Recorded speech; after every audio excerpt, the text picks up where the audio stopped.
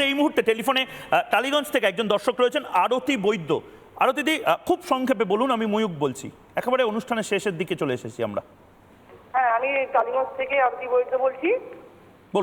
আমার মামা গাফিলতিতেই মারা গেল, ডাক্তারদের ভুল চিকিৎসায়। আমার মামা ব্যায়াম করতে গিয়ে হাতে একটু লেগে গেছিল, তা হাতে লাগার পরে ওনারা ফুলে যায় যখন হাতটা, আমরা এমআর হসপিটালে আমার মামাকে নিয়ে যাওয়া হয়। ওখানটা দেখে বলছে ওনার হাতে ফোক দিচ্ছে বলে ওখানকার কিছু ওষুধপালা দিয়েছিলাম, পেটের আমার গেছে যে কমছে না, বলো ওই জায়গাটা কেটে বাদ দিতে, ওখানে ফোড়া হয়েছে কেটে বাদ দিতে হবে। এবার ওই জায়গার মাংসটা কেটে বাদ দিয়ে দিল স্যার। কাটার পরে ওখানে ইনফেকশন হয়ে গেল, আস্তে আস্তে ইনফেকশনে হাত মামার পুরো ফুলে গেল, মানে একটা হাত অনেকটাই ফুলে গেছে, মানে হাত দিচ্ছি পুরো হাতটা ঠান্ডা মামার। তারপর ওখান থেকে বললো ঠিক আছে আপনারা আমরা ভুল করে গেছি। এরকম হলো কেন? আমরা বললাম যখন বলছি আমরা ভুল করে ফেলেছি, আমরা বুঝতে পারিনি ভুল হয়ে গেছে। আমাদের মাথার উপরে স্যার কেউ নেই যে প্রতিবাদ করবে, ডাক্তারের সাথে কোনো কেউ কথা বলবে। আমার মামা, আমার মা বয়স্ক মানুষ, আর আমি এই কদিনই ছিলাম। ফের ওখান থেকে মামাকে নিয়ে গেলাম আমরা পিজি হসপিটালে, 3 দিন বাইরে মামা পড়েছিল, একটু চিকিৎসা করিয়েছিল। ফের ওখান থেকে বলা হলো যে ঠিক আছে আমরা যেখানে ছিল ভাঙড়ে ওখানেই নিয়ে যান। ওখানে নিয়ে গেলাম, ওখানটাও এরকম ঢেলে রাখলো, তারপরে আইসিইউতে দিল, মামা মারা গেল। একদম। আরতিদি, আমি জানি এই জায়গাগুলো থেকেই আমরা দিশেহারা হয়ে পড়ি, আমরা বুঝতে পারি না যে কাকে ধরবো, সরকারকে, সিস্টেমকে, রাষ্ট্রকে। আমরা শুধু একটা জিনিস বুঝি, আমরাও তো পাই টু পাই বুঝে নেব, হাসপাতালগুলো যদি পাই টু পাই সব বুঝে নেয়। IMA or anybody can show me একজন ডাক্তার জেলে গিয়েছে, 25 জন ডাক্তার জেল খেটেছে ইংল্যান্ডে, যে দেশ চিকিৎসায় আমাদের দেশের থেকে অনেক এগিয়ে, সেটা নিয়ে তর্ক নেই। আমেরিকাতে আমি থাকি, সেখানেও বেশ কিছু ডাক্তার জেল হেফাজত হয়েছে। কিন্তু আমাদের দেশে এই আইন পুরনো, আইপিসিতে ছিল, একজন ডাক্তারও খাটেনি। এখন নতুন আইন হয়েছে, ভালো কথা, কিন্তু এই আইন হচ্ছে old wine in new bottle. এইটা কিন্তু কি বিচার হবে? কারণ ডাক্তার যদি সঠিকভাবে অনেস্টলি সাক্ষী না দেয়, সেক্ষেত্রে আদালত ডাক্তারকে জেল দিতে পারবে না। কারণ medical science it's a complicated science, it's true, সেটা আমি অস্বীকার করি না, সব কেউই করবে না। কিন্তু আমাদের দেশে, আমেরিকাতে, ইংল্যান্ডে আমরা ডাক্তাররা অনেস্টলি টেস্টিমনি দেয়, নিঃসন্দেহে যেটা ঠিক তাই বলে মেডিকেল সায়েন্সে। আমাদের এখানে রেজাল্ট দেখুন, এই ডাক্তারদের সংগঠন হচ্ছে মেডিকেল কাউন্সিল। আমেরিকা, ইংল্যান্ডে বহু ডাক্তারের লাইসেন্স বাতিল হচ্ছে। আমাদের এখানে আমি ডিল করছি 26 বছর ধরে, মোর ল আমি এখানে ডিল করছি, আর এই হৃদয় বিদারক কাহিনী আমি পেয়ে না ইমিউন হয়ে গেছে। মানে আপনি খুব স্ট্রংলি এই আইনটাকে আপনি ডিফেন্ড করছেন। ডক্টর শাহ, আমি একবার একটা দর্শকের টেলিফোন নিয়ে নেব। করছি, কিন্তু ডাক্তাররা সৎ না হওয়া অবধি এই আইনের কোনো ইউজই হবে না। বেশ, একটা টেলিফোন এই মুহূর্তে যদি কেউ থাকেন, এই মুহূর্তে টেলিফোন নিয়ে নেব এই মুহূর্তে। নমস্কার, আমি ময়ূক বলছি, কে বলছেন? হ্যাঁ, আমি তার বলছি, সিউড়ি, বীরভূম। বলুন। হ্যাঁ, বলছি ডাক্তারদের গাফিলতির দায় কিন্তু নিতেই হবে, 1 নাম্বার।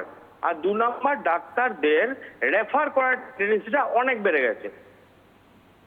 ঠিক, ভালো পয়েন্ট নোট করেছেন। আমি ধন্যবাদ জানাচ্ছি আপনাকে। অর্চনা দিয়ে, এই রেফার রোগ, এটাও তো একটা ভয়ঙ্কর রোগ, এই ডাক্তারদের রেফার রোগ।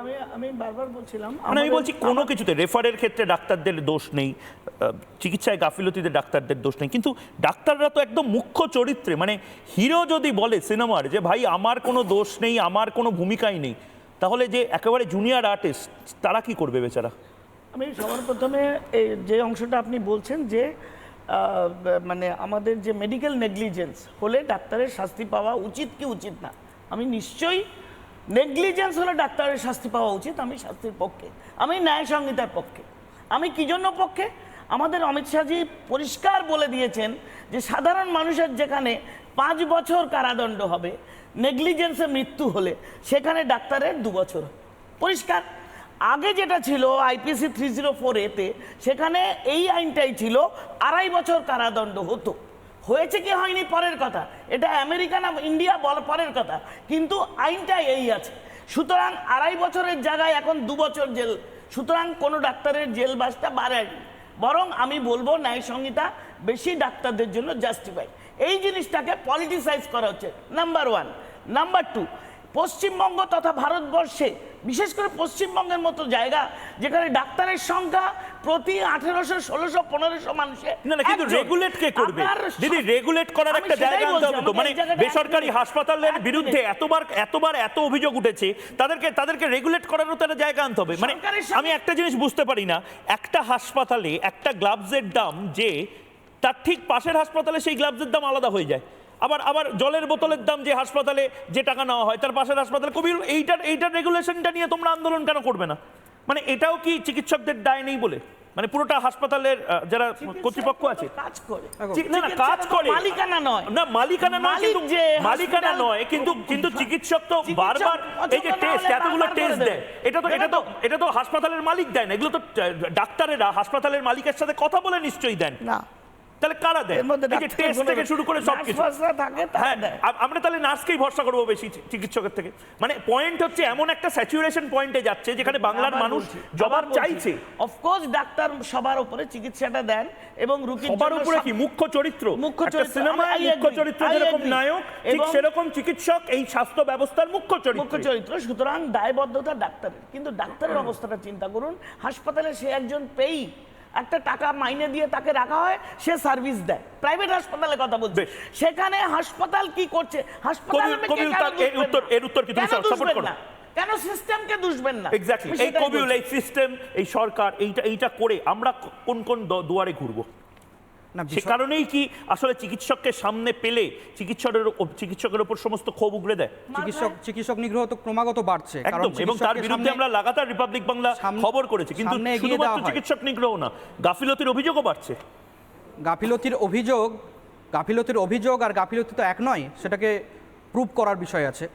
এই যে আইনটা যেটা আসছে, এই আইনের অপব্যবহার হবে না তার কি গ্যারেন্টি আছে? সেকেন্ড হচ্ছে যে এর মধ্যে ডাক্তার পেশেন্ট যে অবিশ্বাসের সুর বাতাবরণ তৈরি হবে, এতে আরও ডাক্তাররা আরও সেকি হয়ে যাবে, ডাক্তাররা চিকিৎসা করতে ভয় পাবে, কোনো রিস্ক নিতে ভয় পাবে না, কেন রিস্ক নিতে ভয় পাবে কেন? কারণ- এটা তোমরা তো বন্ড সাই করে নাও। না না, মনে করুন একজনকে একটা লোকাল অ্যানাস্থেটিক দিয়ে অবশ করতে হবে, কিংবা একজনের দাঁত তোলা হবে, তাকে লিগ্নোকেন ইঞ্জেকশন দিয়ে দাঁতটাকে অবশ করতে হবে। সেই লিগ্নোকেনে কারুর যে অ্যালার্জি নেই, কার্ডিয়াক কেমন করে অ্যারেস্ট হবে জানবো? না। কেমন করে জানবো? তার যে তার সাইড এফেক্টে কিংবা অন্য কোনো কারণে তার যে মানে এখন থেকে কি আপনারা ভয় পেতে শুরু না, না, করেছেন? ভয় পাওয়ার কোনো প্রশ্নই নেই। কিন্তু যেটা হবে যে এই আইনের ফলে ডাক্তাররা আরো সাবধানী হয়ে যাবে। বেশ, আমার